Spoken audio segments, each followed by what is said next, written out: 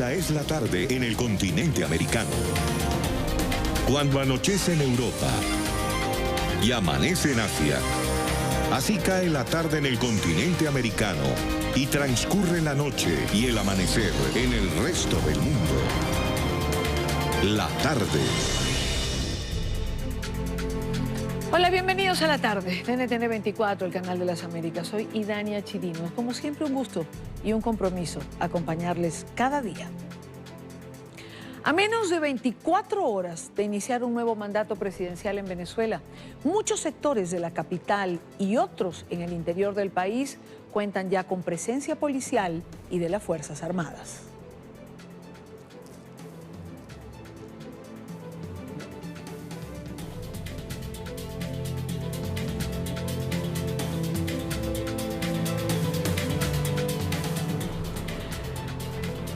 Las calles de Venezuela comienzan a parecer militarizadas. Paz no es precisamente lo que se respira. Incertidumbre y tensión. Decenas de efectivos están siendo desplegados para reprimir, para evitar cualquier protesta en contra del régimen que sume al país en una crisis política y humanitaria sin precedentes y que ha causado la mayor ola migratoria en toda la región. Sin embargo, Nicolás Maduro responsabilizó a la comunidad internacional de convertir una ceremonia de posesión en una guerra mundial.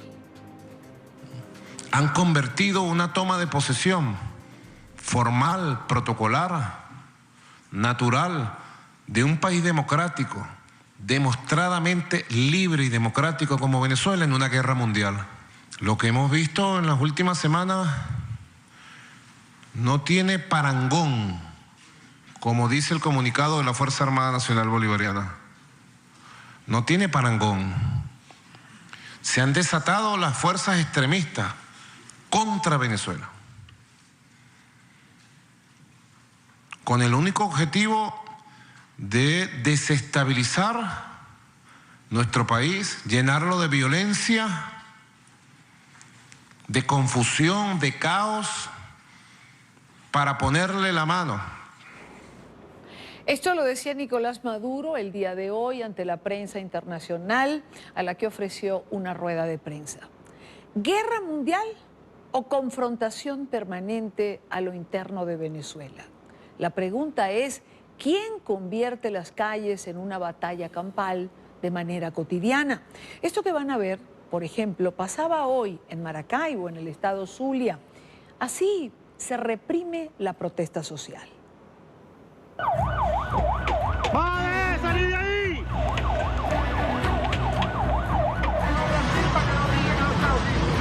No quiero ver a nadie en la calle. Paso ahorita otra vez por aquí. Que estén haciendo grosería. Eso, dispara por atrás.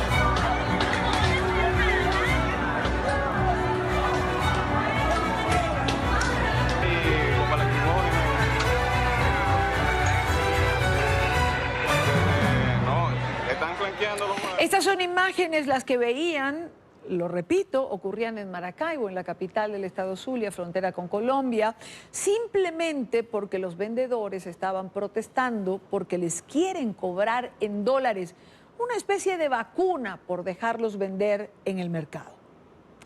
Siguiendo con la rueda de prensa, Nicolás Maduro también aseguró que un golpe de Estado en Venezuela está en marcha, orquestado, por supuesto, desde los Estados Unidos. Dijo que los planes conspirativos serán derrotados.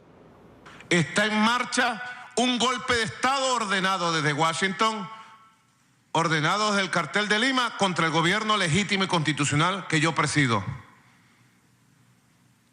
Y les digo, el pueblo venezolano sabrá responder cualquier intentona, cualquier acción que se pretenda hoy, mañana o cuando se pretenda. La oposición tiene que cumplir la orden que le ha dado el Cartel de Lima de derrocar a Nicolás Maduro por la vía que sea. Es la orden que se ha dado desde Washington. Maduro informó que su gobierno ha enviado una nota de protesta a los 13 países del Grupo de Lima al considerar que las recientes declaraciones del Grupo de Naciones que desconocen su mandato son injerencistas. Les dio 48 horas para rectificar su posición. Hoy se entregó a todos los gobiernos del Cartel de Lima esta nota de protesta diplomática donde le exigimos una rectificación de sus posiciones sobre Venezuela en 48 horas o el gobierno de Venezuela tomará las más urgentes y crudas medidas diplomáticas para la defensa de la integridad, la soberanía y la dignidad de nuestra Venezuela. 48 horas a los gobiernos del Cartel de Lima para que rectifiquen su política intervencionista y grosera. Luego de acusar a Donald Trump de dirigir un plan intervencionista en Venezuela, Maduro aseguró que está dispuesto a dialogar con el presidente de los Estados Unidos. Cuestionado por periodistas de medios internacionales sobre el posible restablecimiento del diálogo con la oposición venezolana, Maduro dijo que está dispuesto a volver a la mesa, aunque esas conversaciones, aclaró, no deberían ser interpretadas como un momento de miedo para la revolución bolivariana. Yo digo que cese el intervencionismo, que cese la guerra económica contra Venezuela, que cese el extremismo desde Estados Unidos contra Venezuela y le abramos las puertas a un diálogo fructífero entre iguales y a recomponer las relaciones que hay entre nuestros dos países. Maduro se definió, por cierto, en esta rueda de prensa como un hombre de diálogo. Habló de su pasado sindicalista y dijo que por venir precisamente de allí, el diálogo para él era algo esencial. En esta parte del programa quiero saludar a Tamara Tarasiuk, investigadora senior para las Américas de la ONG Human Rights Watch. Tamara, un gusto saludarte, bienvenida.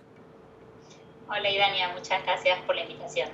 Vamos a hablar de un informe que ha presentado hoy Human Rights Watch, pero antes quiero preguntarle a Tamara, no puedo escapar, viniendo de la rueda de prensa de Nicolás Maduro, ¿es un hombre de diálogo Nicolás Maduro, Tamara?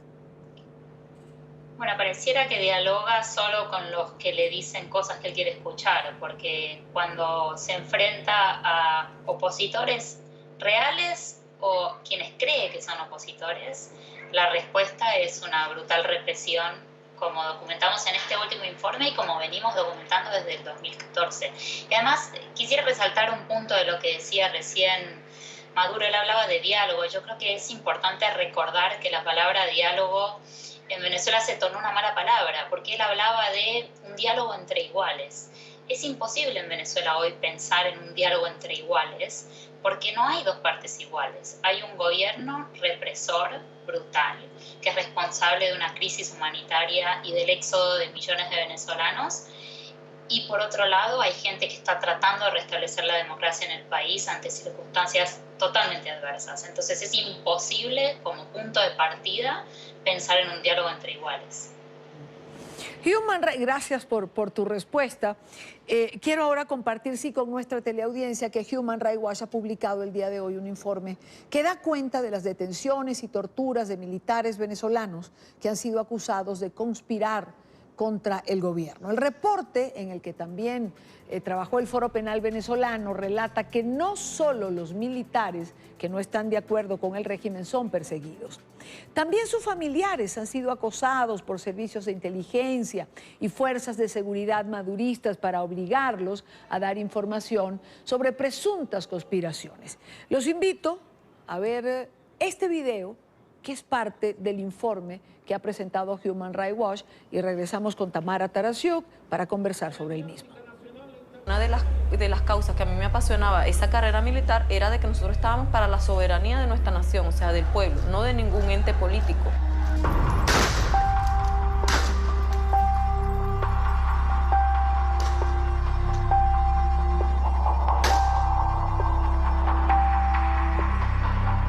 En Venezuela, con la escasez de comida, Habían temporadas que llegaban a los supermercados en los enseres básicos, por lo cual se abarrotaban de personas para ir a comprar. Pues nos daban órdenes abusivas que si las personas iban para allá a desorganizar las colas, le lanzáramos gas lacrimógeno, los golpeáramos, los empujáramos, los maltratáramos. Y yo nunca estuve de acuerdo con eso. Siempre manifesté en las entrevistas militares que yo no estaba de acuerdo con esas órdenes y que no estaba de acuerdo con el gobierno nacional.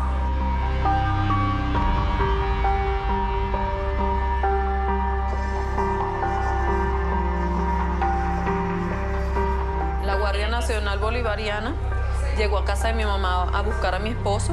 Como no lo encontraron, salió mi hijo, se lo llevaron. Lo golpearon, lo maltrataron, lo metieron preso 45 días de reclusión en el penal de Tocorón. Ese es uno de los peores penales del estado Aragua. Esto es parte, este video que ha hecho público Human Rights Watch el día de hoy, forma parte de este informe. Tamara, ¿cuántos casos de militares acosados fueron analizados para presentar este informe? Esta publicación trata sobre 32 personas que están afectadas por este tipo de casos, tanto militares como civiles. Algunos son familiares y otros son personas civiles que están vinculadas al caso de Oscar Pérez, que es este policía que fue ejecutado extrajudicialmente en enero del año pasado. Y entre estas 32 personas, como te decía, hay militares de distintos rangos. Hay familiares de los militares implicados en estos casos de conspiración y civiles que eran taxistas, que prestaban servicio de taxi, que están siendo vinculados al caso de Oscar Pérez. ¿Cómo fueron ubicados estas personas que forman parte de los testimonios recopilados? Bueno, este trabajo se basa en entrevistas directas a las personas detenidas y a los familiares. Como decías, es una publicación conjunta con el Foro Penal. El Foro Penal tiene acceso directo a los detenidos en los casos que ellos los defendieron penalmente, y en otros casos hicimos las entrevistas directamente con los familiares, a veces por teléfono, a veces personas que habían salido del país y entrevistamos fuera de Venezuela. ¿Algún caso en particular que pueda recordar que te haya impactado quizás más que otro? Hay varios, desgraciadamente, que son muy terribles. Te mencionaría uno que es el de una joven estudiante de medicina que vivía en el interior de Venezuela, en una comunidad rural, y se fue a Caracas para hacer una pasantía en un hospital. Y se quedó a vivir en la casa de un familiar lejano en Caracas, y a ella la detuvieron porque vivía en la casa de este señor, que es un militar que está implicado en un caso de conspiración. La detuvieron 3 veces a lo largo del año pasado. En las detenciones la molestaron sexualmente, la tocaron en distintas partes de su cuerpo, la golpearon brutalmente, le cubrieron la cara para que no pudiera respirar, intentaron asfixiarla, golpizas brutales, y terminó siendo procesada penalmente en un caso en el cual no había ninguna evidencia en contra de ella, salvo que le decían que había recibido dinero de la dueña de la casa, que era la esposa de su familiar lejano, y cuando le preguntamos a ella, digamos, si había recibido o no había recibido dinero, ella lo que dijo es que había recibido algo de dinero de la señora para cuidar los perros de la casa cuando los dueños de casa no estaban allí. O sea, ese es el nivel de información que hay sobre los casos donde estos familiares son vinculados a casos de conspiración.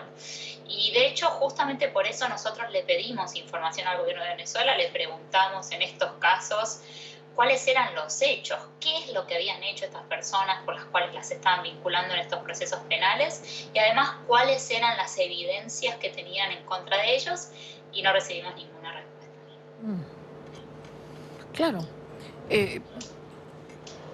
Lo que uno, o sea, te escucho hablar y lo que sí uno piensa es, bueno, ¿en base a qué se hacen estas acusaciones? Es decir, al sentir de las personas encargadas, no sé, de los interrogatorios, o es la necesidad de armar o de buscar protagonistas para una historia que se escribe, pues, como se les vaya ocurriendo, ¿no? Sí, yo creo que un punto importante de este informe es entender que los militares están siendo víctimas de la misma represión que son los civiles y el resto del pueblo venezolano. No, esta idea de que los militares son represores no se aplica a todos los militares venezolanos que están padeciendo, igual que el pueblo venezolano, la desmedida brutalidad que ejerce el gobierno venezolano cuando algo no le gusta, y a veces no tienen un fundamento claro. Por eso yo decía antes que estamos hablando de opositores o personas que perciben como opositores sin ningún tipo de evidencia. Ahora, Tamara, entiendo también que este informe documenta casos de tratos crueles e inhumanos a opositores, no necesariamente militares. Son militares y personas civiles, familiares o civiles vinculados con estos militares o con otros militares vinculados en estos casos de conspiración. Yo quisiera resaltar dos cosas importantes de los abusos que mencionabas. Una es que estamos viendo una mayor participación de la Dirección General de Contrainteligencia Militar. Es una cada vez más participación de los agentes de inteligencia ya desde el año pasado en las detenciones y en los abusos, y ahora cada vez más de la DGCIN. Y los abusos son aberrantes. O sea, hay casos que nosotros tenemos en nuestro informe de golpizas brutales, asfixia, shocks eléctricos, un detenido que le cortaron la planta de los pies con una hojilla. Entonces estamos hablando de casos realmente brutales. ¿Y todo para qué? Para conseguir información sobre dónde están otros militares supuestamente implicados en estos casos de conspiración. Cada vez que tengo la oportunidad de conversar con alguien como tú o como Tamara Suju, que han recopilado estos testimonios, que trabajan en la elaboración de estos informes, realmente uno no puede dejar de impresionarse por el nivel de oscurantismo, por decirlo de alguna manera, de maldad, que estamos viendo en las torturas que narran a viva voz, o bien quienes han sido torturados, o bien sus familiares. Es decir, la degradación de estos cuerpos ha llegado a niveles inimaginables, Tamara. Son realmente muy graves los casos que documentamos y muestran no solo la perversidad de hasta dónde pueden llegar estos oficiales de inteligencia, que no están actuando por sí solos. Estos no son casos aislados, es parte del mismo patrón de abusos y tortura que venimos documentando desde el 2014. Pero también en estos casos ves que en gran medida esto es consecuencia de la impunidad y que pueden hacer lo que quieren porque sienten que en Venezuela no hay ninguna consecuencia. Y te das cuenta de eso cuando ves los detalles de los casos, no solo de las torturas, sino que cuando van a detener a alguien y se lo llevan de su casa, en estos casos que nosotros tenemos ahora se han llevado también una computadora, celulares, juguetes, todo lo que encuentran. Entonces es una actuación absolutamente impune e ilimitada. Tamara, una última pregunta. Aparte de publicarlo, de hacerlo conocer el día de hoy, además en la página de Human Rights Watch usted puede ver la publicación, también lo tienen por supuesto varios medios de comunicación internacional. ¿Algún destino particular tiene este informe? El propósito principal de documentar estos casos no es que queden registrados para la historia, sino para que eventualmente se haga justicia para las víctimas. En Venezuela eso hoy es imposible, no hay independencia judicial, no hay ningún poder que le haga frente al gobierno por la absoluta concentración de poder que hay, pero la justicia llega, y si no llega en Venezuela, llegará en el exterior. Entonces, en gran medida lo que estamos buscando con estos casos es contribuir con información a estos procesos de justicia fuera de Venezuela hasta que podamos hacerlo en Venezuela también. Quiero agradecer a Tamara Tarasiuk, investigadora senior para las Américas de Human Rights Watch. Como siempre, Tamara, gracias por compartirnos el informe y sobre todo por profundizar en él, en las impresiones, en la investigación, que por más que lo hablemos una y otra vez, en mi caso particular, tengo que decir, no deja de impresionarme hasta dónde, hasta hasta dónde se ha llegado en Venezuela a nivel de tratos crueles e inhumanos. Gracias, y Daniel, es importante seguir hablando de estas cosas para que también le quede claro a las personas que se animan a denunciar que vale la pena. Gracias por el espacio. Así es, gracias a ti por estar aquí. Son las 4:24 minutos, hora costa este en los Estados Unidos. Revisamos otros temas de la agenda informativa del día. Es noticia España, donde las negociaciones entre partidos para formar un gobierno en la región española de Andalucía se bloquearon debido al documento de condiciones que el ultraderechista Vox planteó para apoyar con sus votos una coalición con el Partido Popular. Vox condiciona su apoyo a cambio de que se cumplan varias acciones, entre ellas expulsar de Andalucía a más de 52.000 migrantes en condición irregular y eliminar la ley andaluza de violencia de género. Marcelo Moncayo tiene información en Madrid. Hola, ¿qué tal? Saludos para ustedes en la tarde, amigos televidentes. En España, el partido político Vox planteó varias exigencias al Partido Popular a cambio de su apoyo para alcanzar la presidencia de Andalucía. Entre esos pedidos que hace Vox, un partido de extrema derecha, es la expulsión de Andalucía de más de 52.000 inmigrantes en situación irregular. En España, el debate político se ha puesto sumamente intenso en las últimas horas a raíz de las negociaciones que buscan que el Partido Popular gobierne en Andalucía después de casi 40 años de hegemonía del Partido Socialista. Aprovechando esta coyuntura, el partido de extrema derecha Vox condiciona su apoyo a cambio de la aceptación de varias propuestas, entre ellas algunas muy polémicas como la expulsión de 52.000 migrantes en condición irregular que estarían en Andalucía. Además, la derogación de la ley andaluza de violencia de género. Vox considera que la norma prejuzga el sexo del agresor y permite una lluvia masiva de subvenciones a lo que llaman asociaciones de feminismo supremacista. Ante estas propuestas del partido de extrema derecha, no han cesado las reacciones, algunas provenientes desde ONGs como Amnistía Internacional. Son propuestas que lo único que se basan es en, primero, menospreciar las minorías, menospreciar ciertos grupos de población y crear miedo como excusa también para provocar un recorte en derechos humanos largamente conseguidos, ¿no? En ningún país se puede expulsar, tratar como si fueran mercancía a las personas, ¿no? Porque iría en contra de su propia dignidad. En primer lugar, cuando hablamos de inmigrantes, estamos hablando de personas que han huido, que en muchos casos que están buscando protección internacional y que por lo tanto son inexpulsables. Por otro lado, se trata de una competencia a nivel nacional. Y por otro lado, hay una serie de garantías que deben ser cumplidas. El Partido Popular rechazó tajantemente estas aspiraciones de Vox y después de 24 horas de intensas negociaciones consiguió que sean retiradas de la mesa, aunque para varios sectores se mantiene la duda sobre si Vox retomará sus exigencias en el futuro cercano. Ahora, si el Partido Ciudadanos no pone reparos al acuerdo de los populares con Vox, todo indicaría que llegó el fin del gobierno del Partido Socialista en Andalucía. Televidentes de la tarde, y el partido político Vox también quiere que se eliminen algunas subvenciones que reciben organizaciones feministas en este país. Este es el informe. Marcelo Moncayo, NTN 24, Madrid. Es noticia el presidente Jair Bolsonaro, quien confirmó que Brasil se retiró del pacto de migraciones consensuado en el marco de Naciones Unidas para, según él, preservar los valores nacionales. El mandatario dijo que Brasil es soberano para decidir si acepta o no migrantes, en un mensaje que publicó en su cuenta de Twitter.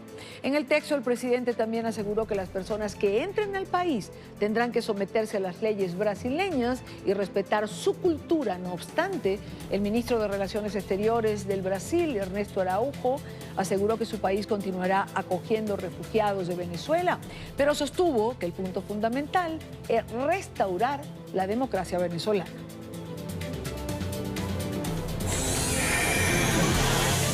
Es noticia Guatemala, donde la Corte de Constitucionalidad, el máximo tribunal del país, suspendió la decisión del presidente Jimmy Morales de terminar anticipada y unilateralmente el acuerdo entre el gobierno y la ONU acerca de la Comisión Internacional contra la Impunidad, la CICIG.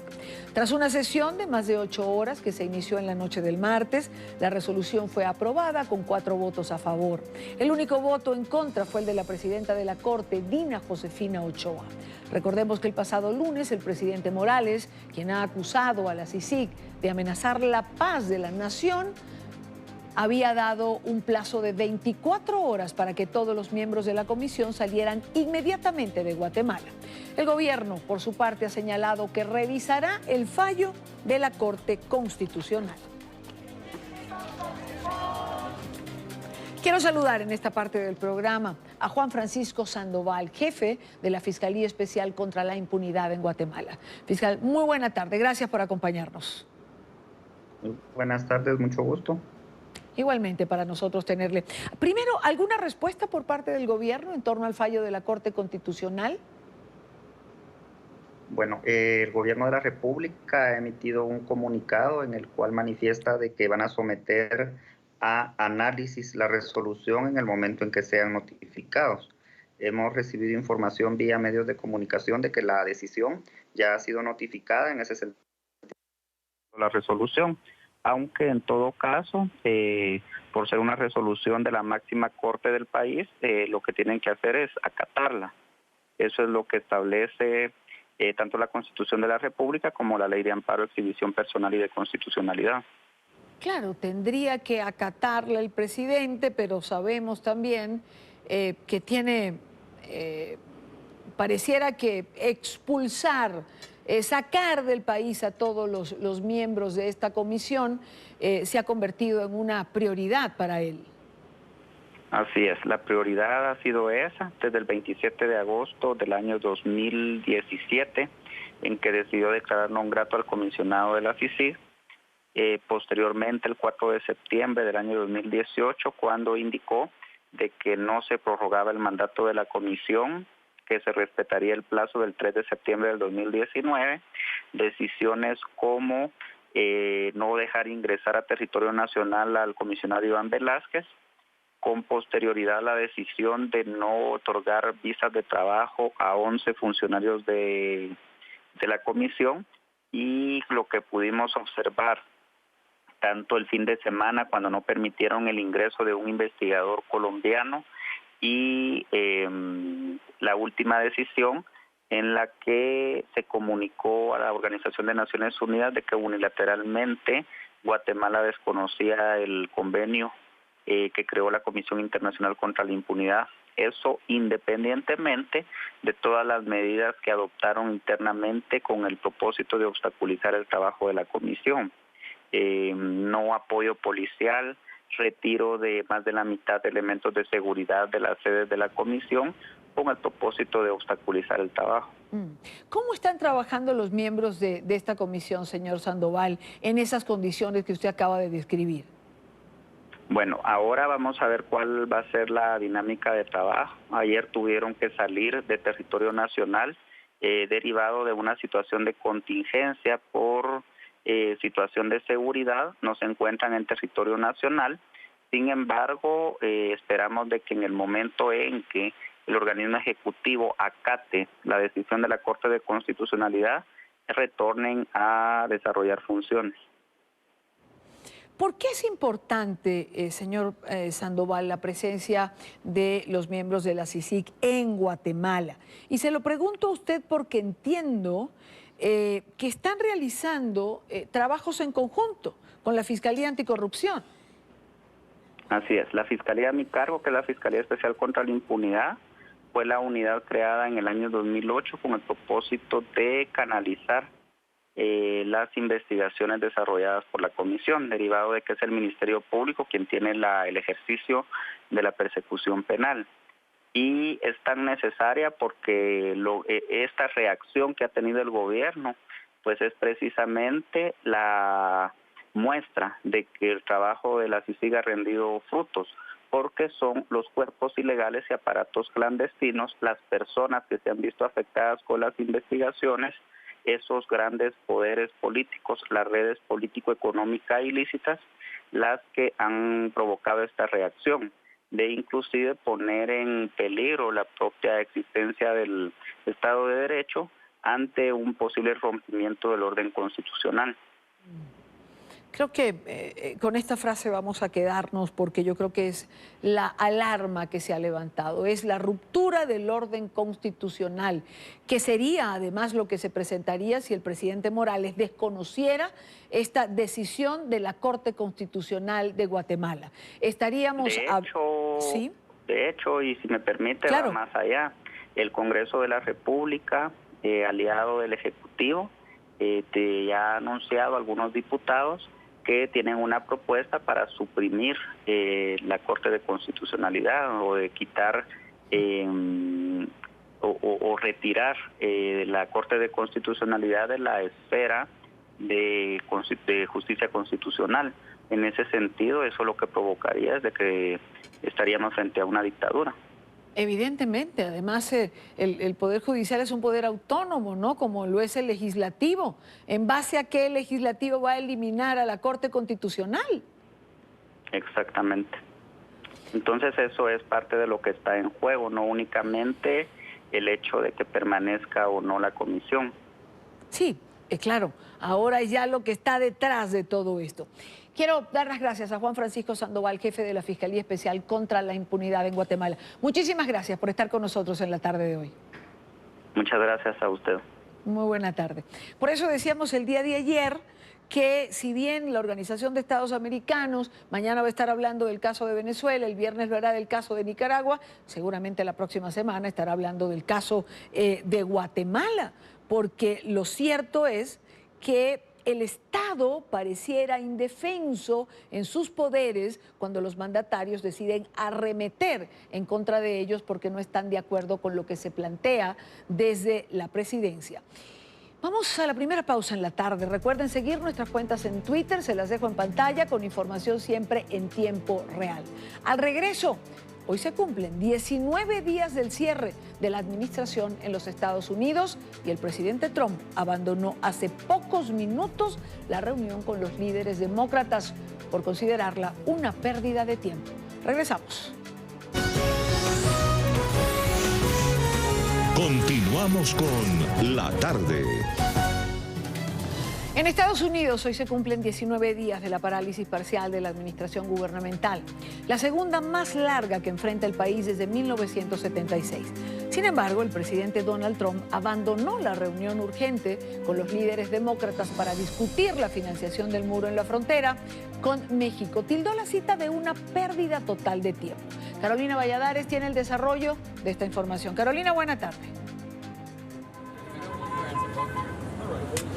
¿Qué tal? Buenas tardes, Idania, desde la Casa Blanca. Son las 4:41. Hace justo una hora salían enfurecidos tanto los líderes demócratas como republicanos de esa reunión en la Casa Blanca en la que intentaban, porque de hecho no se logró ni mucho menos, llegar a un acuerdo sobre la financiación y también para encontrar una salida a esa situación ya que se prolonga 19 días de ese cierre de la administración federal de los Estados Unidos. Lo dijo Trump por Twitter, pero también lo dijeron los líderes demócratas del Congreso, que el presidente de los Estados Unidos en un momento dado de esa reunión se levantó, dio un golpe sobre la mesa y decidió marcharse de la reunión. Acabo de abandonar una reunión con Chuck y Nancy. Una total pérdida de tiempo. Le pregunté qué iba a pasar en 30 días si yo rápidamente reabría el gobierno. ¿Ustedes van a aprobar la seguridad fronteriza que incluye el muro o una barrera de acero? Nancy dijo que no. Yo dije, hasta luego, nada más funciona. Si las expectativas eran bajas, desde luego esta conclusión de la reunión deja las cosas todavía mucho peor. Hay que decir que ese diálogo se enfrió en el día de ayer, martes, cuando Donald Trump ofreció ese discurso desde la oficina Oval, en el cual insistió en su propuesta de construir ese muro en la frontera, también en su narrativa de que hay una crisis en la frontera sur de los Estados Unidos. Más tarde le replicaron los demócratas Pelosi y Schumer, líderes del Congreso demócratas. Ellos dijeron que se trataba de que lo que había dicho Trump no eran hechos ciertos e insistían en que ellos coinciden en que hay que proteger esa frontera sur de los Estados Unidos, pero ellos están muy disconformes en cómo hay que hacerlo. En el transcurso de hoy de la reunión, insistimos, no hubo acuerdo Incluso se calentaron los ánimos. Dijo a la salida el líder demócrata de los demócratas en el Senado Cámara Alta que Donald Trump estaba muy enfurecido y que tuvo muy malos modales. Bueno, desafortunadamente el presidente simplemente se levantó y se fue. Él le preguntó a la líder Pelosi si estaría de acuerdo con el muro y ella dijo que no y simplemente se levantó y dijo entonces no tenemos nada que discutir y se fue. Nuevamente vimos un berrinche del presidente porque él no podía obtener lo que quería, simplemente se fue de la reunión. Yo le pregunté, le pedí que abriera el gobierno, que mañana muchas personas van a tener problemas para pagar sus hipotecas, sus cuentas, lidiando con situaciones si no tienen sus pagos. Y le dije, ¿por qué usted está siguiendo esto? ¿Por qué sigue haciendo esto? Y él me dijo, si yo abro el gobierno, ustedes no van a hacer lo que yo quiero. Y eso es algo cruel. Es usar a millones de personas inocentes como una especie de peones y eso no es correcto. Y luego, unos minutos después, él de alguna manera golpeó la mesa. Y cuando la líder Pelosi le dijo que no estaba de acuerdo con el muro, se levantó, se fue y dijo, no tenemos nada que discutir. ¿Dónde radica, Idania, este distanciamiento? ¿Por qué no se consigue llegar a un consenso? La razón son esos 5.700 millones de dólares que el gobierno de Donald Trump quiere incluir en los presupuestos y quiere dedicar a construir esa promesa electoral de campaña, que es ese muro que ahora llama Valla de Acero, pero es lo mismo, en fin, en la frontera con México. También hay un problema de tiempos. Por ejemplo, los republicanos primero quieren asegurarse de que ese dinero está incluido en los presupuestos porque tienen miedo de que luego más tarde no se negocie este asunto con los demócratas y no puedan cumplir esa promesa de campaña. Sin embargo, los demócratas tienen otra perspectiva, lo dijo también hoy Pelosi. Ellos primero lo que quieren es salir de esta situación de estancamiento de las negociaciones, reabrir la administración federal y más tarde, dice Pelosi, ya hablar sobre ese muro en la frontera.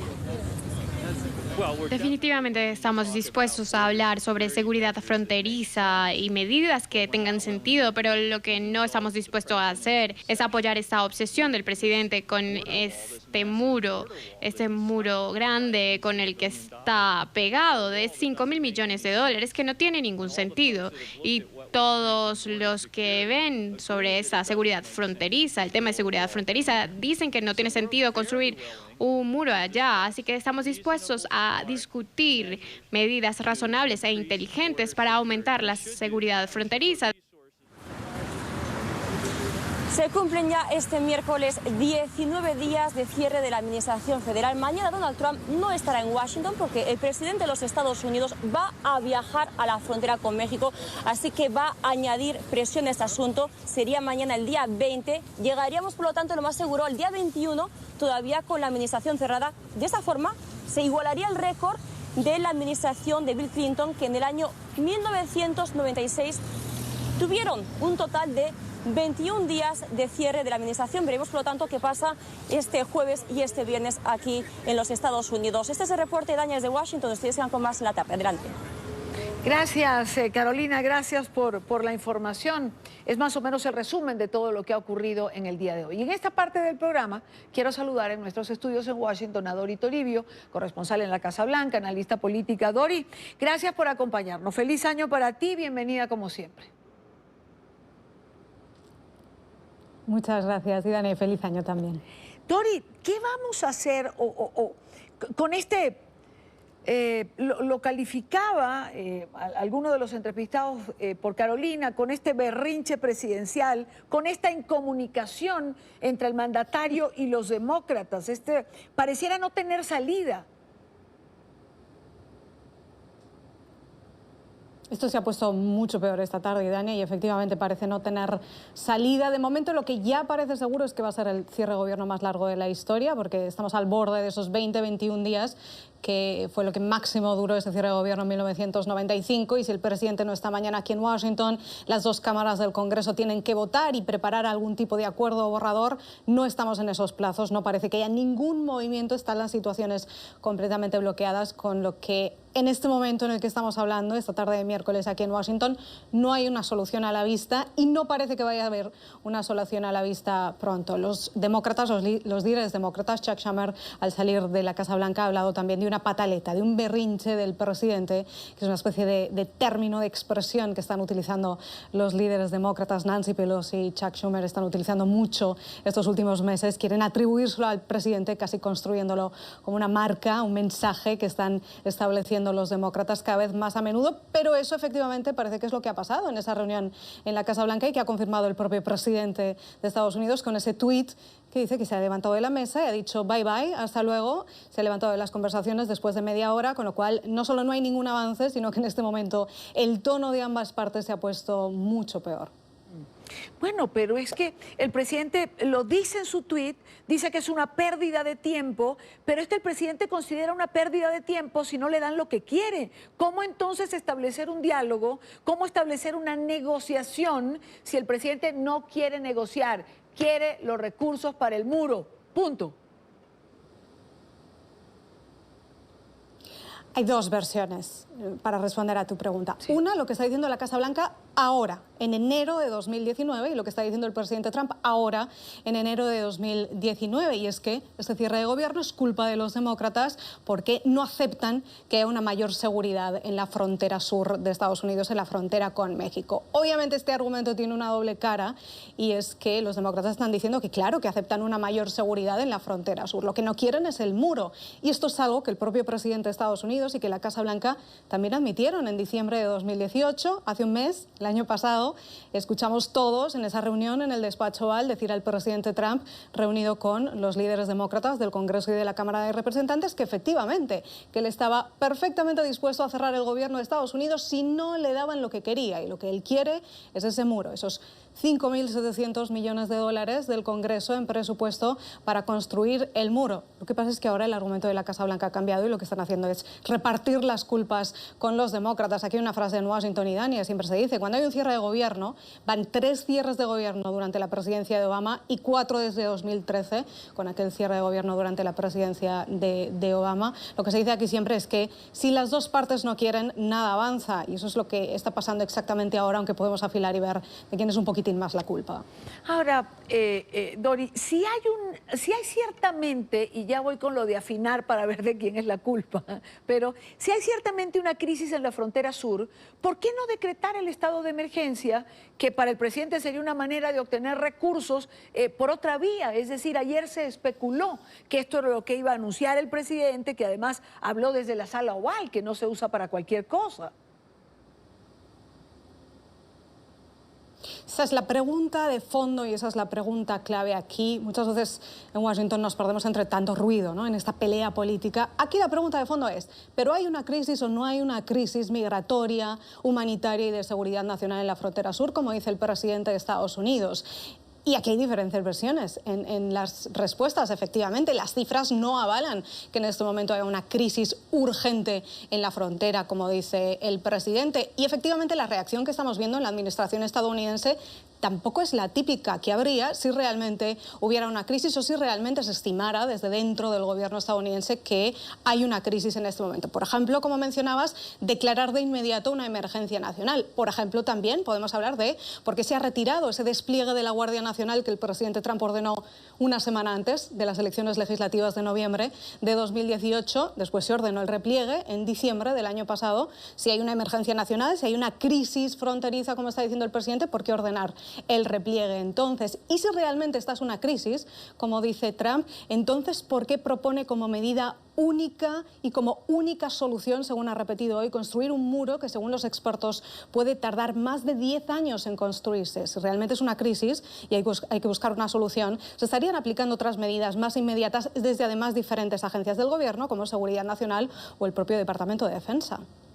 Es que tú acabas de tocar un punto, que era algo, te lo iba a preguntar más adelante, pero si hay ciertamente una crisis, ¿dónde están las cifras que la avalan? Es decir, cuando el presidente dice, por la frontera sur pasa el terrorismo, ¿cuántos terroristas pasan? ¿Quién los registró? ¿Hay criminales que entran a los Estados Unidos y asesinan? ¿Dónde? ¿En qué ciudades? ¿Cuántos asesinaron? ¿Qué nacionalidades tienen? Si hubiese una crisis de la dimensión que plantea el presidente Trump, ¿por qué no hacer un cuadro que le muestre a los Estados Unidos o a la comunidad internacional, si él quiere que se entere, dónde están las cifras que avalan esa crisis y pone a los demócratas contra la pared?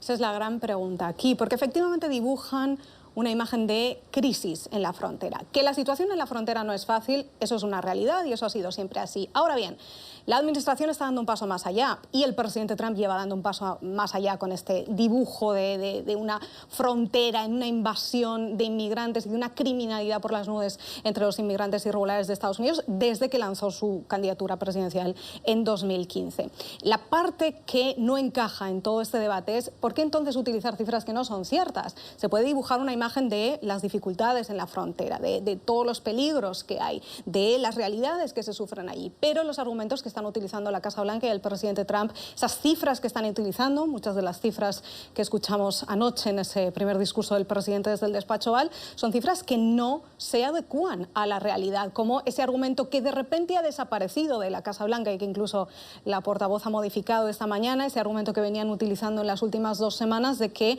había 4.000 terroristas que habían sido interceptados entrando por la frontera sur del país, cuando después ha habido cifras publicadas aquí en los medios de comunicación con fuentes del gobierno que decían que no, que habían sido solamente 6 en la primera mitad de 2018 y que en realidad muchos de los terroristas o de los criminales que intentan entrar a Estados Unidos con intenciones terroristas se interceptan por puertos legales de entrada y sobre todo en aeropuertos. Este argumento que fue desmontado en una entrevista de Fox fundamentalmente, con una entrevista con la portavoz de la Casa Blanca, con Sarah Sanders, de repente desapareció del argumentario de la administración y el propio presidente ya no lo mencionó en su discurso de anoche. Esto ha ocurrido una y otra vez. También ha dicho que el 90% de las drogas en Estados Unidos ilegales entran por la frontera sur, cuando, como sabemos, la mayoría de drogas aquí entran por los puertos de entrada legales, camufladas, por ejemplo, y otros muchos mecanismos. Entonces, ¿por qué utilizar cifras que no son correctas, que no son precisas, que no están avaladas por las cifras oficiales que tiene el propio gobierno estadounidense? Claro. Esa es una pregunta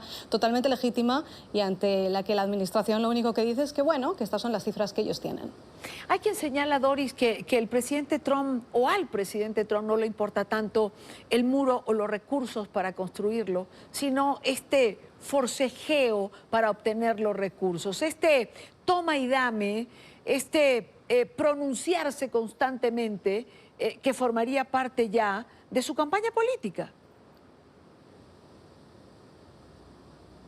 Hay quienes creen que todo esto, Idania, es un juego político, efectivamente, por una razón que además a mí me parece de peso, y es que si recordamos en diciembre de 2018, el presidente Trump estuvo a punto de firmar ese acuerdo alcanzado en el Congreso y en el Senado, y el Senado estuvo a punto de confirmarlo también porque pensaban que contaban con la aprobación del presidente de Estados Unidos. Esto es algo que nos dijo la portavoz de la Casa Blanca a los periodistas a mitad de diciembre. Estábamos todos allí en la puerta del ala oeste de la Casa Blanca y el mensaje era que efectivamente el presidente no iba a volver a cerrar el gobierno de Estados Unidos porque es el tercer cierre de gobierno dentro de sus 2 primeros años de presidencia por el muro, que se iba a intentar negociar de alguna otra manera. Y recordemos lo que pasó en diciembre. Fue cuando algunas voces del entorno del presidente, de los medios más conservadores, gente como Ann Coulter, por ejemplo, le lanzó un mensaje a través de los medios, le dijo que no iba a volver a votar por él y que nadie iba a volver a votar por él si no ahora peleaba por el muro antes de que los demócratas se hicieran con la mayoría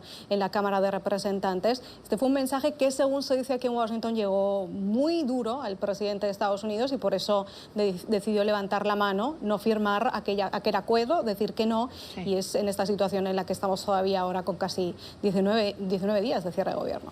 Ahora, vayamos a los demócratas. ¿Tienen razón a tu criterio en mantener la negativa para estos recursos para el muro? ¿El trasfondo es la defensa de los migrantes, no estar de acuerdo o plantarle cara al presidente en relación a esto que ha sido o fue una de sus promesas principales de campaña? Decir que los demócratas ahora no están haciendo política no sería cierto tampoco. Claro. Porque recordamos lo que ha pasado ahora en enero de este año de 2019, es que acaban de hacerse con la mayoría de la Cámara de Representantes y la presidenta del Congreso, tercera autoridad del Estado en Estados Unidos, es Nancy Pelosi, la demócrata Nancy Pelosi. Eso es un cargo muy importante en esta ciudad, con mucho poder. Los demócratas han conseguido hacerse con un territorio que habían perdido políticamente en esta ciudad y prometieron desde el principio hacer una oposición real al presidente de Estados Unidos. Y eso es lo que estamos viendo. Ahora bien, esta situación está creada por esa necesidad del presidente Donald Trump de cumplir su promesa electoral, que es construir ese muro, y esta es la última oportunidad que tiene, porque a partir de ahora las cosas solo se van a poner más complicadas con esa mayoría demócrata en el Congreso y con 2020, las elecciones presidenciales de 2020, a la vuelta de la esquina prácticamente, porque ya a mediados de 2019 ya vamos a ver aquí en Washington cómo empiezan a acelerarse las candidaturas presidenciales. Con lo cual, esta es la última batalla a los ojos del presidente y de los asesores del presidente que le respaldan en esto. Esta es la última vez que realmente puede ejercer una presión a los demócratas para conseguir esto. En lo que insisten los demócratas, y en esto creo que se está haciendo bien, es que ellos están intentando separar. Una cosa es que no queramos el muro y otra cosa es que no queramos seguridad fronteriza, que es lo que está diciendo el presidente de Estados Unidos. No, los demócratas siempre han estado a favor de incrementar esa seguridad fronteriza. Lo que dicen es que lo que no van a hacer es ayudar al presidente Trump a cumplir una de sus promesas electorales, porque ellos son demócratas. Claro. Y una última pregunta, Dori. ¿Hasta dónde puede extenderse este cierre del gobierno? Es decir, ¿habrá alguna circunstancia que sea crítica para el presidente Trump que le obligue a bajarse de su posición, o para los propios demócratas? Es decir, esto ya va a pasar, esos históricos 21 días de cierre de gobierno con Clinton, seguros estamos todos de que esto va a ser así. ¿Hay algo particular que pueda hacer que esto cambie?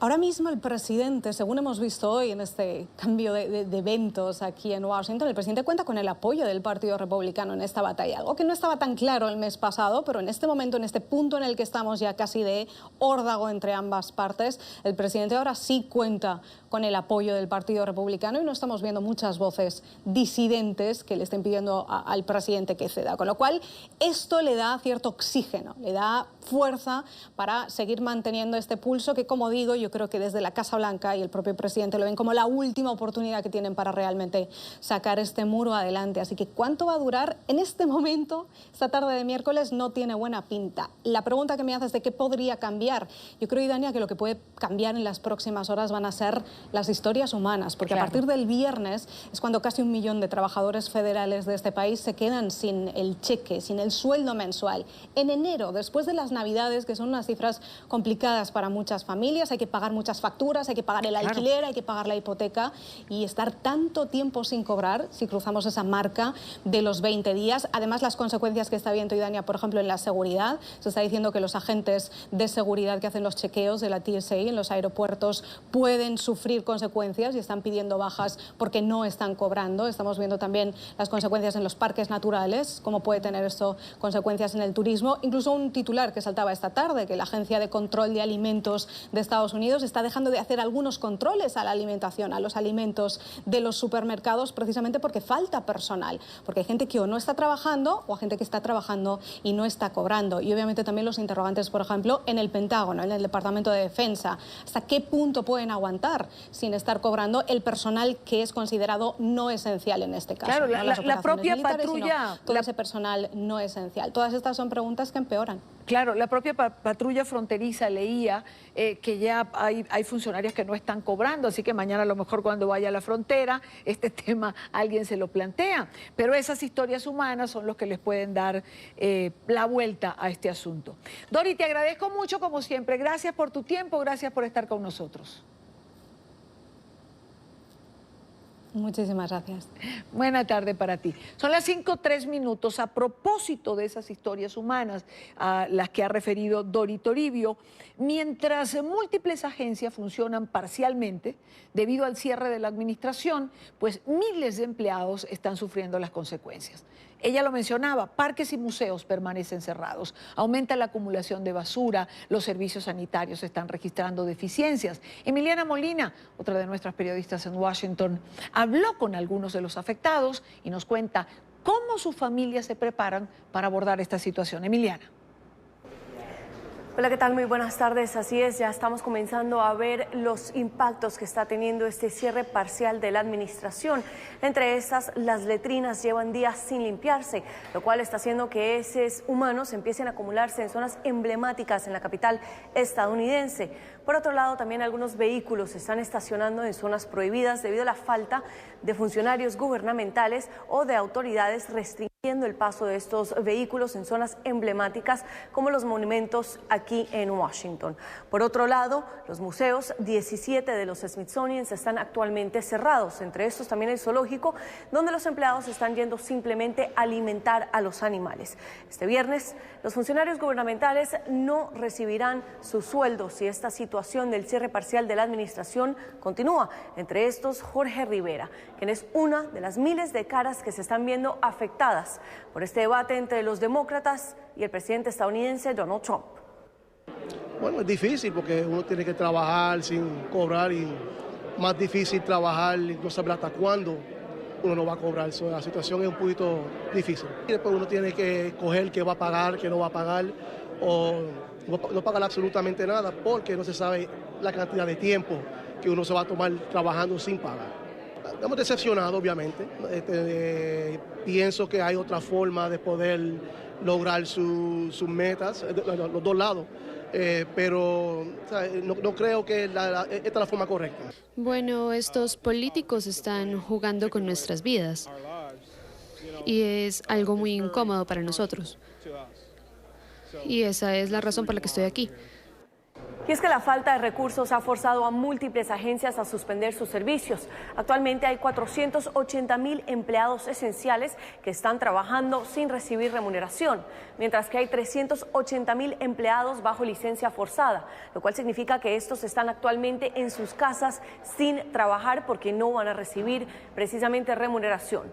Por otro lado, irónicamente, 20,000 de estos funcionarios son precisamente agentes de la patrulla fronteriza que trabajan en estados como Texas, California o Arizona, precisamente cuidando o vigilando la zona entre México y Estados Unidos. Es por eso que demócratas le piden al presidente estadounidense Donald Trump que pare ya de utilizar a los funcionarios gubernamentales como rehenes para lograr su objetivo. Podría darles muchos números que solamente son números para ustedes, pero ellos son personas, son familias, estos son recursos para nuestra comunidad y por supuesto que ellos en realidad se ven abrumados por toda esta situación que representa un gran problema para los estadounidenses y para los trabajadores.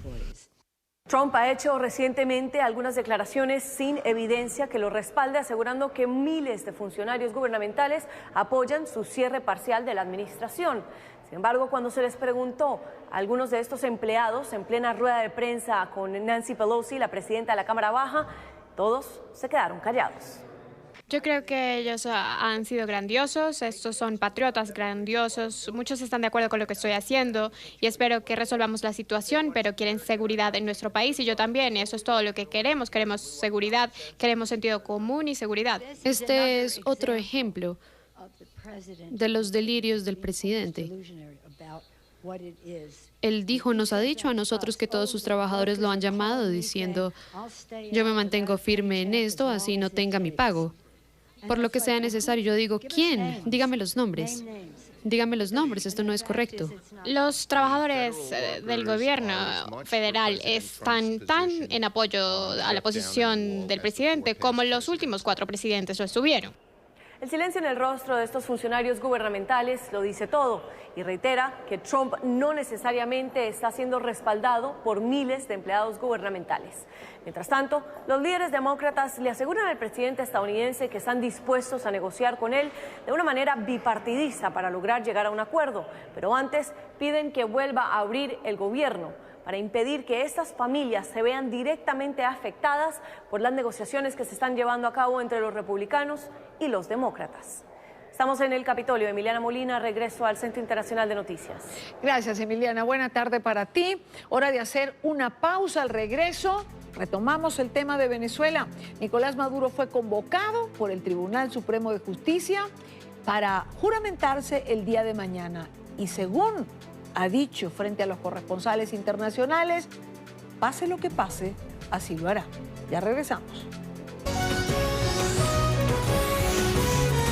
Continuamos con La Tarde.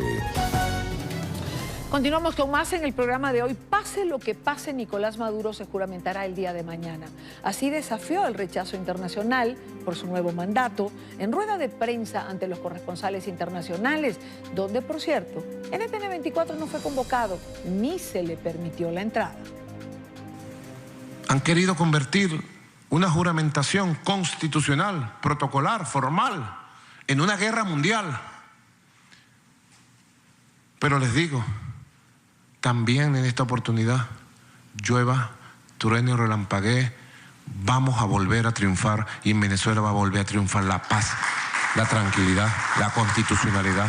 Y vamos a salir airosos, y vamos a salir bien, y vamos a despejar el camino hacia adelante de Venezuela, hacia el futuro. Son las 6:15 en Caracas, Venezuela. Y hace pocos minutos, María Corina Machado, coordinadora nacional de 20 Venezuela, pedía a las Fuerzas Armadas venezolanas tomar acciones contra el régimen. Destacó el papel que debe jugar la comunidad internacional para el restablecimiento de la democracia en el país. También un llamado a la Fuerza Armada Nacional claro e inequívoco. Este régimen ha entregado la soberanía nacional, están descuartizando el territorio venezolano. Han permitido la presencia de la guerrilla, de la FARC, del ELN, los carteles de la droga y el financiamiento del terrorismo hasta en el corazón de Venezuela. ¿Qué más tiene que pasar? Lo que ocurrió el viernes pasado, 4 de enero, con la declaración del Grupo de Lima es algo inédito, inédito. Los gobiernos del hemisferio han decidido acompañar la lucha por el cambio de régimen y la restitución del orden constitucional en Venezuela sin demora. Reconocen la Asamblea Nacional como la institución que debe asumir el ejercicio del Ejecutivo ante la ausencia y la ilegitimidad de quien está hoy ocupando a la fuerza de facto el Palacio de Miraflores. Son declaraciones de María Corina Machado, por supuesto, en nuestro informativo. En nuestro informativo estelar de la noche de hoy tendrán ustedes el desarrollo de esta rueda de prensa que acaba de ocurrir hace unos minutos atrás. Recordemos, por otra parte, que mañana el Consejo Permanente de la Organización de Estados Americanos discutirá la situación de Venezuela. Se trata de una reunión extraordinaria convocada a solicitud de los gobiernos de Argentina, Brasil, Canadá, Chile, Colombia, Estados Unidos, Guatemala, Paraguay y Perú. El encuentro se realizará el mismo día en que Nicolás Maduro asumirá un segundo mandato consecutivo de 6 años, tras ganar las cuestionadas elecciones de mayo del año pasado, el 2018. En nuestros estudios en Washington quiero saludar a Andrés González, quien fue embajador de Colombia ante la Organización de Estados Americanos hasta el pasado mes de agosto. Embajador, buena tarde, gracias por acompañarnos. Muy buenas tardes, Idania. ¿Qué podemos esperar de este encuentro del día de mañana, más allá del simbolismo de que se realice el mismo día que Maduro está juramentando este periodo que no cuenta con el reconocimiento de una buena parte de la comunidad internacional, ningún reconocimiento por parte de la oposición y de una parte del pueblo venezolano? Bueno, se debe recordar que a mediados del año pasado, en Washington, en junio, la Asamblea General de la OEA, a través de su resolución 2929, declaró plenamente ilegítimo el proceso electoral que se desarrolló en el pasado en Venezuela. Es decir, no se reconoció legitimidad a las elecciones por distintas razones, porque no fue un proceso libre, transparente, porque no participaron todos los actores políticos, porque hubo graves violaciones a los derechos humanos, porque hubo persecución a la oposición. Y bajo todas estas circunstancias se tiene un presupuesto clarísimo de la ruptura del orden democrático, de la violación a la separación de los poderes, de la violación a la libertad de prensa y a los derechos fundamentales. Sobre toda esa base, la OEA ha declarado reiteradamente la ilegitimidad del proceso electoral. Y hace bien en convocarse el Consejo Permanente para darle seguimiento y tomar las medidas que fueren del caso, precisamente para buscarle salidas a ese restablecimiento, a esa reparación de la democracia. Tenemos que recordar igualmente que la guardiana de la democracia en el continente es esta organización, y todos los países del continente están en la obligación de preservar, de guardar la democracia. Es un valor fundamental del continente, y en este caso estamos en presencia claramente de un régimen ilegítimo que vulnera no solamente la Constitución de Venezuela, sino que vulnera la Carta Democrática del continente americano, que vulnera los principios fundamentales de la organización del Estado en nuestro continente. Por eso todos los países deben reiterarse en su postura para no reconocer el régimen, y esto tiene muchas consecuencias desde el punto de vista jurídico y político. Usted ha mencionado la Carta Democrática y ha señalado que este régimen la vulnera. Dentro del contexto de esa Carta Interamericana, ¿cree usted que mañana pueda tomarse una decisión en relación a aplicar esta Carta a Venezuela, que es algo que se ha venido discutiendo desde hace tanto tiempo? Pues el continente espera que todos los países, que la gran mayoría de países reaccione en esta dirección. Ya ha habido un pronunciamiento muy importante de todos los países del Grupo de Lima. En su momento, en la Asamblea General de la OEA, la mayoría de países igualmente tomaron esta dirección. Pues esperamos que se siga en ese rumbo, porque es absolutamente indispensable que se tenga claro que uno de los valores básicos de la organización de todos los regímenes en el continente americano es la democracia. Y la guardiana de esta democracia pues debe ser la organización y la normatividad, la Carta Democrática mencionada. Esperamos de manera vehemente, sin duda alguna, que la mayoría de países tomen ese rumbo y vayan acumulando posiciones, posturas, para reiterar ante el mundo entero la ilegitimidad del régimen, porque ya Occidente, todo el Occidente, todas las democracias del Occidente han señalado claramente que este es un régimen ilegítimo, y claramente pues la OEA no puede reconocer ninguna representación por parte de un gobierno que tenga ese vicio gravísimo de orden político y ético, como es la grave falta a la democracia. ¿Podemos esperar, embajador, posiciones como las asumidas por el Grupo de Lima, sanciones de varios tipos?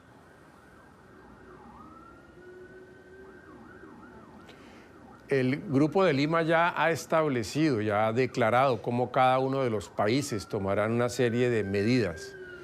Ya en cuanto a las posturas multilaterales, pues de eso se trata la reunión que ha sido extraordinariamente convocada para el día de mañana, y hemos de esperar la evolución, el desarrollo de la misma. Pero, repito, la OEA y la mayoría de sus países tienen que perseverar en esta tarea.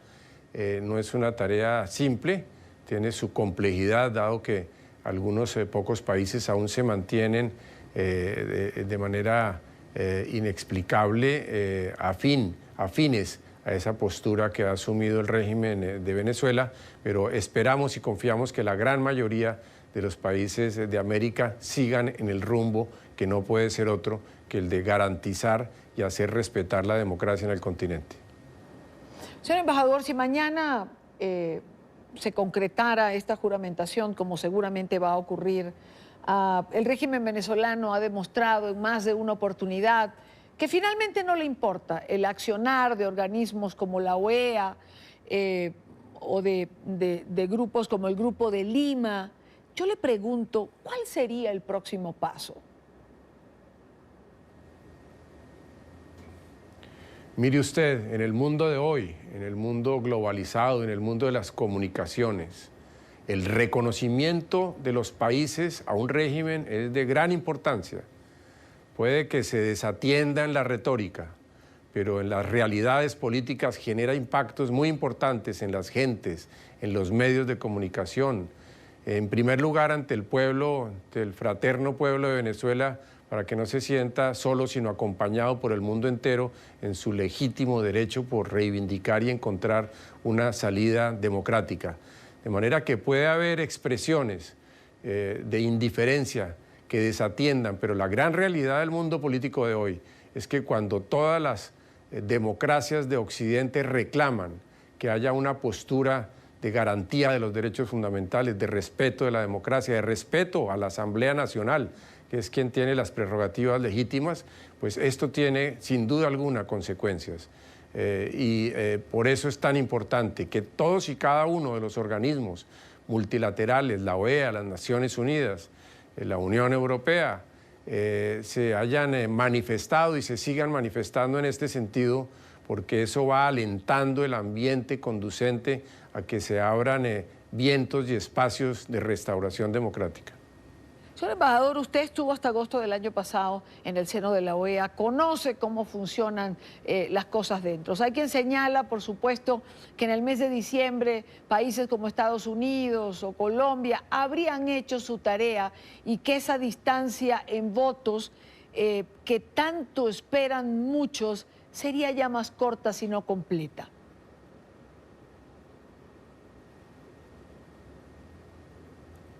No hay duda de que no se puede desfallecer en esta tarea, en este intento, hay que perseverar, hay que renovar las acciones diplomáticas de todos y cada uno de los países frente a las naciones que aún hoy no se han pronunciado en esta materia, porque es indiscutible que si hay presión internacional, que si hay acción diplomática, que si hay un relacionamiento sensato de los países, se tiene que lograr ese objetivo. Sin duda alguna, no es simple. Sin duda alguna hemos conocido y hemos tenido dificultades, obstáculos en el pasado, pero cada vez más las realidades muestran la necesidad de seguir adelante en este empeño. Es evidente la gravísima crisis humanitaria, es evidente la gravísima crisis económica de la penuria y las dificultades por las cuales está atravesando el pueblo de Venezuela. Son evidentes las violaciones a los derechos humanos patentes en los presos políticos y en la restricción a la libertad de prensa. De manera que cada uno de estos hechos contundentes tienen que ir acumulando y persuadiendo la opinión en los distintos países para que se vaya produciendo ese resultado que todos ansiamos. Pero desde luego las construcciones políticas y los logros políticos se van adquiriendo, se van construyendo gradualmente. Andrés González, embajador de Colombia ante la OEA hasta el mes de agosto. Muchísimas gracias, embajador, por su tiempo y por estar con nosotros en la tarde de hoy. A ustedes por tener prendida esa llama, ese camino tan indispensable en este momento. Así es, muy buena tarde para usted. Continuamos con más cuando son las 6:27 minutos en Caracas. Lo cierto es que a pesar de las voces de rechazo, a las 10 de la mañana de este jueves se espera la juramentación de Maduro frente al Tribunal Supremo de Justicia. Hasta el 11 de enero, Maduro se presentará ante la Asamblea Nacional Constituyente para ratificar su nuevo periodo de gobierno. Los presidentes Miguel Díaz-Canel de Cuba, Daniel Ortega de Nicaragua y Evo Morales de Bolivia han confirmado su asistencia a este evento. Por otro lado, grupos afectos al gobierno de Maduro, conocidos como colectivos, han anunciado que saldrán a las calles este 10 de enero, es decir, mañana, para defender a su líder. Afirmaron que estarán en las calles, fusil en mano, antes, durante y después del acto de toma de posesión del cargo de la presidencia de Nicolás Maduro. Aseguran que la oposición planea desestabilizar al país por instrucciones de los Estados Unidos, como venimos escuchando en todo discurso oficial. También saldrán a las calles, como mencionamos en la primera parte del programa, las fuerzas militares. El régimen de Maduro ha ordenado un fuerte despliegue de funcionarios de la Guardia Nacional Bolivariana, la Policía Nacional Bolivariana y de las Fuerzas de Acciones Especiales, el FAES, en varios puntos de estados, sobre todo que han sido foco de protestas en ocasiones anteriores. Y es precisamente a las fuerzas militares a quienes el Parlamento de mayoría opositora ha pedido su respaldo. Juan Guaidó, por ejemplo, presidente de la Asamblea Nacional, dijo que se necesita el apoyo de todos los sectores para lograr las condiciones para un gobierno transitorio y nuevas elecciones dentro del marco de la Constitución. Pidió a los militares apoyo para avanzar en una transición política y cesar la usurpación en el poder de Nicolás Maduro. Por su parte, Julio Borges, lo teníamos ayer aquí, diputado también en la Asamblea Nacional, aseguró que el último eslabón que falta para recuperar la democracia en Venezuela es precisamente las Fuerzas Armadas. ¿Cuál es el último eslabón? ¿Cuál es el último escalón que falta para que se abra ese desenlace? Es la Fuerza Armada venezolana.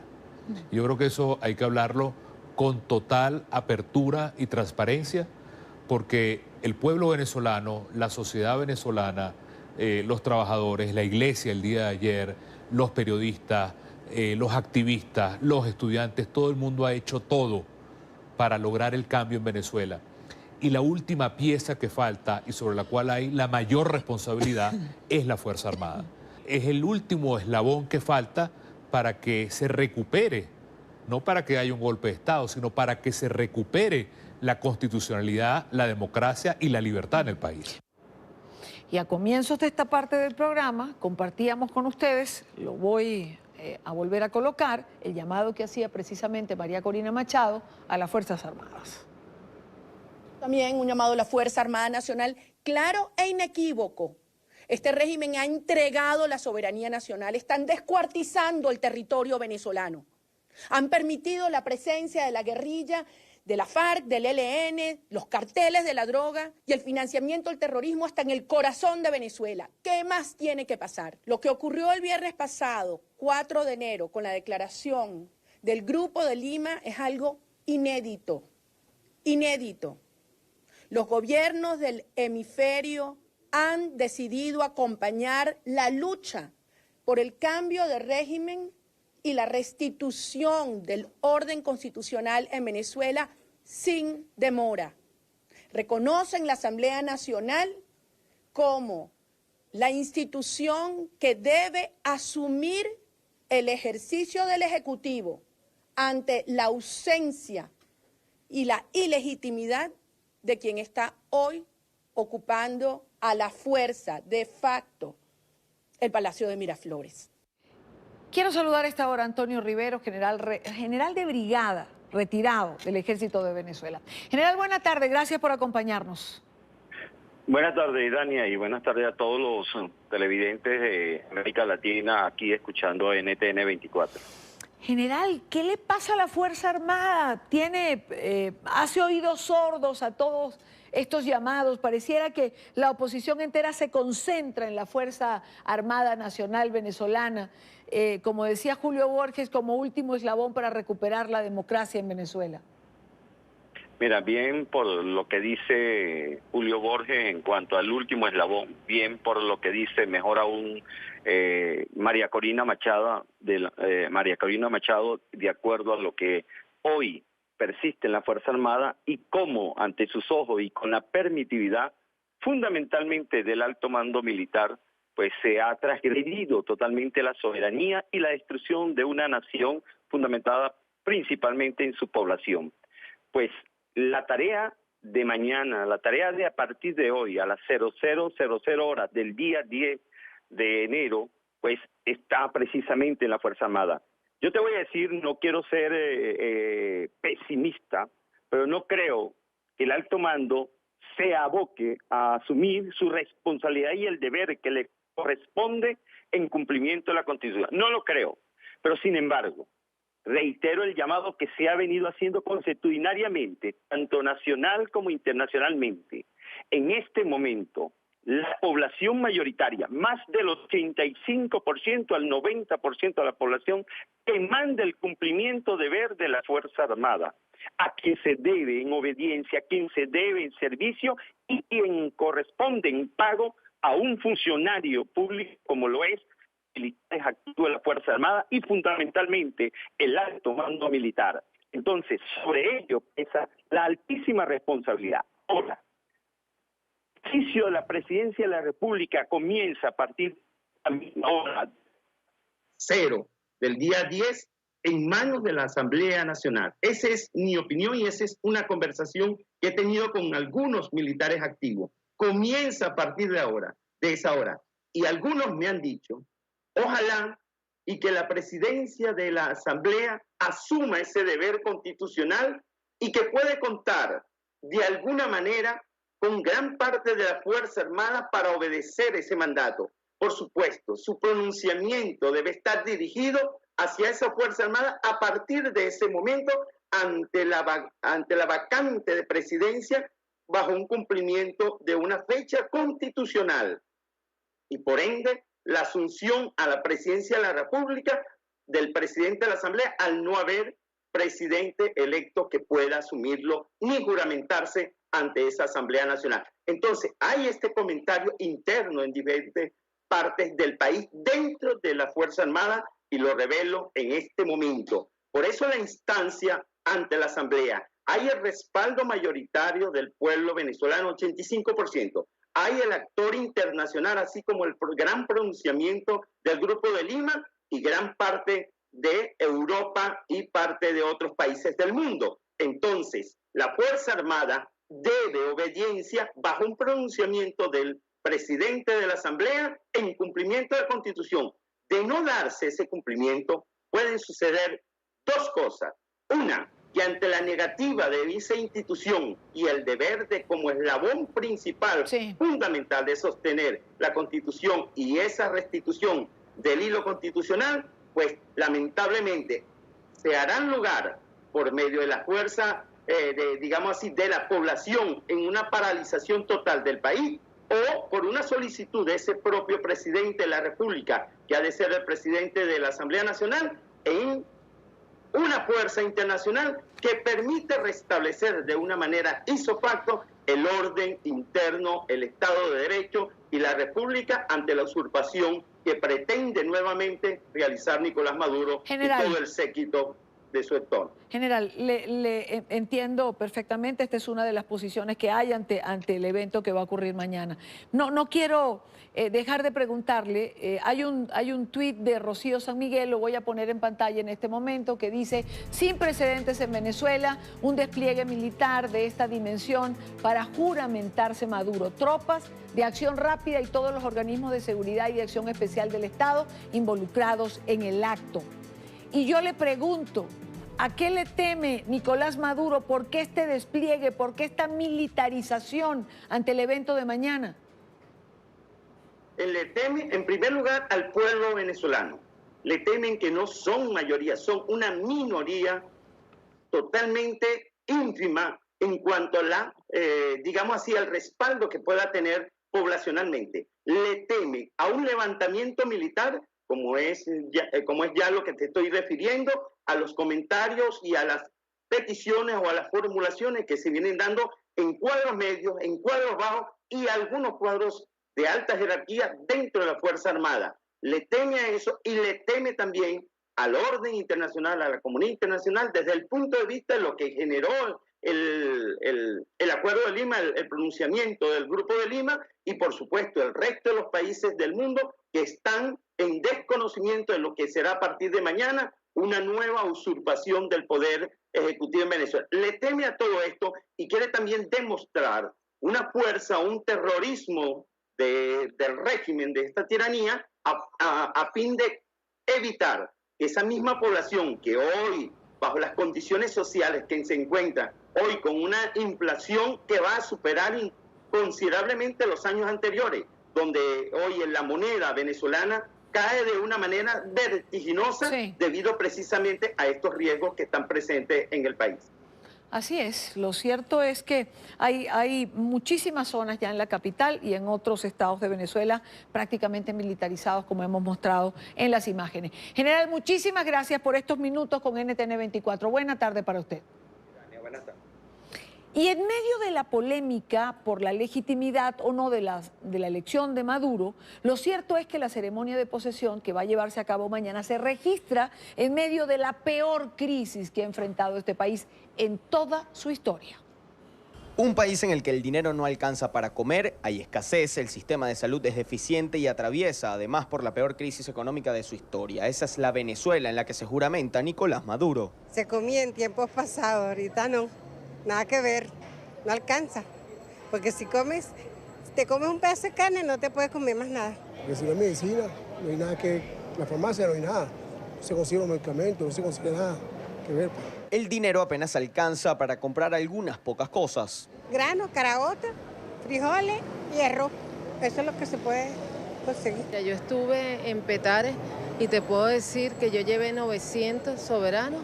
Y yo estaba desesperada porque la patepollo 990, lo que pude comprar fue 200 en Cambures. Los pacientes se mueren. La inacción del gobierno es reclamada por los ciudadanos y trabajadores del sector salud. Por una neumonía, un bebé de 4 años y el bebé se murió como a la 1 de la mañana porque cuando lo hospitalizaron ya era demasiado tarde. Hizo un derrame pleural. Una cosa insólita. Los ciudadanos sobreviven ante una crisis que nunca habían visto. Desde que yo tengo, como dice, uso de razón. Nunca se había visto esto, pero bueno, hay una esperanza, que es la última que se pierde. Ante esto, la respuesta del oficialismo es asegurar que la llama revolucionaria sigue encendida. Esto haciendo alusión a que todo está normal. Incluso llaman a los países del mundo a venir a ver la realidad. Vengan a Venezuela para que vean cómo está la llama encendida de nuestros libertadores y de nuestros patriotas. Vengan a ver cómo está el bolivarianismo en Venezuela. Y en la Patria Grande también, en los pueblos de la Patria Grande también. También han llamado a los trabajadores a acompañar la juramentación, pero no cuentan con su apoyo, están decepcionados. Nosotros no podemos acompañar al ente patrón que en estos momentos está violentando nuestros derechos. Eso lo pone en una situación de ilegalidad y de marginalidad del mismo. Por ejemplo, el contrato colectivo es un acto de mero derecho constitucional. Si nos los violentan, ¿cómo nosotros vamos a hacer acto de presencia y acompañar al patrón en estos términos? Los economistas ubicaron la inflación de 2018 en 1.698.488,2% y señalan que los primeros 6 meses de 2019 serán aún más difíciles. En este primer trimestre tengo la impresión, por lo que estoy viendo con el dólar, que la inflación se va a acelerar y ya empieza el remarcaje de precios. Y si se da el aumento salarial, eso también creo que va a ser inevitable que aumenten los salarios, pero eso también se retroalimenta la inflación. A pesar de este gravísimo panorama que se vive en el país y que reflejan los ciudadanos, desde el gobierno nacional, la vicepresidenta de la República, Delcy Rodríguez, hacía un llamado a los presidentes internacionales a que vinieran a conocer la llama revolucionaria, es decir, la normalidad que se vive en el país. Incluso han llamado desde el gobierno nacional a los ciudadanos a acompañar la juramentación de Nicolás Maduro este 10 de enero desde Caracas, Venezuela, para la tarde de NTN 24. Luis Alejandro Laya. Y a pesar de que el Papa Francisco reiteró que el Vaticano no interferiría en la vida de los estados, la Iglesia Católica venezolana sí marcó postura. Calificó de ilegítimo el nuevo periodo de gobierno de Maduro y advirtió que su juramentación abrirá las puertas para el desconocimiento de su gobierno. Daniela Zambrano tiene este informe. Hola, ¿qué tal? Muy buenas tardes. La Conferencia Episcopal Venezolana expresó estar consciente de que no es rol de la Iglesia manifestarse a favor o en contra de un gobierno, pero en un momento de conflicto político como el que atraviesa Venezuela se manifestaron sin duda al lado del pueblo. Calificaron de moralmente inaceptable que se pretenda mantener el poder a toda costa y que se continúe con lo que consideran ha sido un fracaso, un gobierno que ha llevado a Venezuela al hambre y la miseria. Es un pecado que clama al cielo, querer mantener a toda costa el poder y pretender prolongar el fracaso e ineficiencia de estas últimas décadas. Es moralmente inaceptable. Para la Conferencia Episcopal Venezolana, el gobierno de Nicolás Maduro es incluso ilegítimo de origen. Reiteramos que la convocatoria del 20 de mayo para elegir al presidente de la República fue ilegítima, como lo es la Asamblea Nacional Constituyente impuesta por el Poder Ejecutivo. Vivimos un régimen de facto, sin respeto a las garantías previstas en la Constitución y en los más altos principios de dignidad del pueblo. Juramentarse para un segundo periodo consideran solo llevaría al desconocimiento de su gobierno. Por tanto, la pretensión de iniciar un nuevo periodo presidencial el 10 de enero de 2019 es ilegítima por su origen y abre una puerta al desconocimiento del gobierno porque carece de sustento democrático en la justicia y el derecho. Aunque el rol de la Iglesia, advierten, no es tomar partido a favor o en contra de un gobierno, en la actual coyuntura se manifiestan a favor del pueblo. No nos toca apoyar que las manifestaciones o no. La manifestación es un derecho que tiene la ciudadanía y lo que pedimos es que se respete pues esa ciudadanía y que no sea con la violencia o con la represión o con la cárcel, como no se le permita pues a la población expresar lo que son sus necesidades, lo que son sus pedimentos. En medio de la tensión política que vive Venezuela, a solo horas de que Maduro se juramente ante el máximo tribunal, el llamado de la Iglesia fue a la concordia. Es necesario buscar juntos caminos de concordia y entendimiento, de unión del pueblo venezolano, de respuestas a los múltiples problemas y de defensa de los derechos humanos que nos permitan superar la crisis y atender a los más pobres. La Conferencia Episcopal Venezolana manifestó su respaldo a la nueva directiva de la Asamblea Nacional e incluso el presidente del Parlamento, Juan Guaidó, destacó la importancia que tendría la Iglesia Católica en un eventual gobierno de transición. Con esta información desde Caracas yo me despido, volvemos contigo, Idania. Gracias, Daniela, gracias por la información. Pausa en la tarde, ya regresamos. Mientras tanto, los invito, recuerden, suscríbase a nuestro canal de YouTube. Está en pantalla www.youtube.com/NTN24. Nuestra señal en vivo y nuestros contenidos, entrevistas, reportajes, programas, www.youtube.com/NTN24, nuestro canal en YouTube.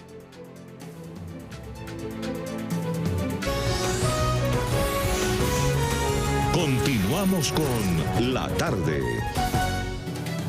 Ya en la última parte del programa, el director de campaña de Donald Trump, Paul Manafort, compartió información privilegiada de sondeos realizados en su país con un ciudadano ruso sospechoso de estar vinculado con los servicios de inteligencia de Moscú antes de las elecciones presidenciales estadounidenses de 2016.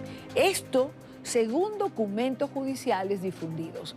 En Nueva York, Alejandro Rincón tiene información. Alejandro. Hola, buenas tardes. El pasado mes de diciembre, el consejero especial Robert Mueller acusó al ex jefe de la campaña política del presidente Donald Trump de mentir a los fiscales encargados de hacer investigaciones dentro de la denominada trama rusa. La Corte Federal del Distrito de Columbia, a cargo de esta causa, dio plazo hasta esta semana a los abogados de Paul Manafort para que respondieran si iban a presentar argumentos en contra de estos señalamientos o si por el contrario preferían avanzar ya a la fase de sentencia por estas acusaciones hechas por el consejero especial Robert Mueller. En el momento cuando esos abogados defensores presentaron los documentos ante la Corte, es que quedó en evidencia esta información que hasta el momento se desconocía y que no tenía como objeto ser conocida por el público.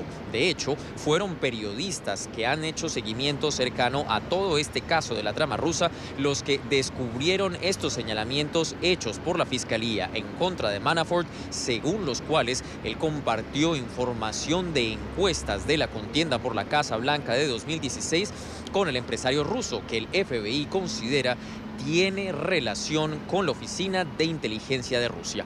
Buscamos el concepto de un abogado penalista que adelanta litigios ante cortes federales para preguntarle su concepto sobre este suceso, que es considerado como un error.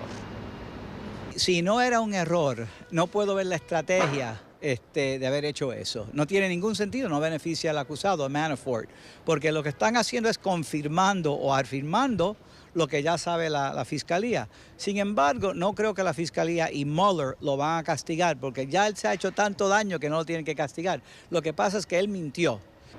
Pues como ustedes lo acaban de escuchar de parte del abogado, no hay razón para creer que esta información que el público no debía conocer pueda tener algún efecto técnico en el momento de la sentencia. Sin embargo, lo que sí ha hecho esta información es avivar un nuevo incendio dentro de la opinión pública de los Estados Unidos, que en los últimos meses se ha dedicado a buscar todo tipo de argumentos para tratar de entender si hubo o no colusión entre elementos de la campaña política del ahora presidente Donald Trump y elementos asociados a el Kremlin.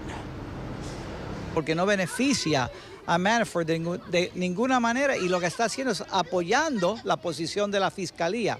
El problema con esto es el narrativo histórico de Manafort, de de Kilimnik, de Gates y otro de Raproska, que era un billonario oligarco que está vinculado a Putin y la inteligencia rusa.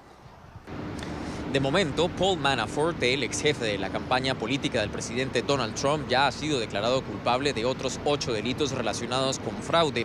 Ahora este incidente hace parte de lo que ha sido un caso cada vez más complicado ante la justicia de los Estados Unidos y se espera ya que después de la presentación de estos documentos, el próximo mes de marzo llegue la sentencia por este caso de haber mentido a los fiscales federales. Es toda la información que tenemos para ustedes por ahora. Continúen con más en la tarde. Gracias, Alejandro Rincón. Rápidamente un corte, regresamos en breve. Continuamos con La Tarde. Llegamos al final de la tarde de hoy, pero no puedo despedirnos sin antes invitarles a que mañana estén atentos a la señal de NTN 24. La juramentación de Nicolás Maduro, por supuesto, estaremos allí para transmitirla, comentarla a ustedes.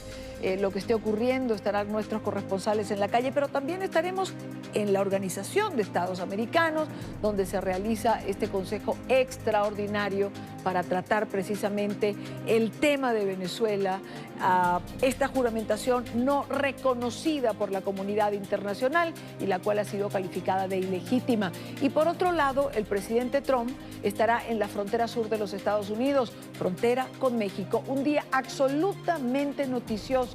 Y NTN 24 estará allí para informarle. Tengan todos la mejor tarde.